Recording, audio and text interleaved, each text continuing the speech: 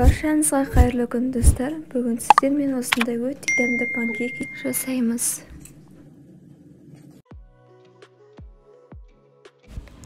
Ең алдымен ыдысымызға 2 жұмыртқамызды салып, венчикпен араластырып аламыз.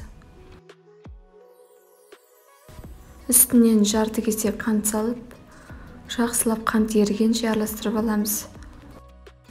Үстінен 1 кесе сүтімізді және жарты шай қасық қобдытқыш салынған ұнымызды салып, жақсылап араластырып алу қажет. Массамыз дайын болған кезде сұйық майымызды қосып араластырамыз. Біздің массамыз дайын болды. Енді қызып тұрған табамызға қамырымызды құйып аламыз. Осылай тесік болып шыққан кезде екінші бетіне аударып аламыз. Екінші беті бірінші бетіне қарағанда тез піседі.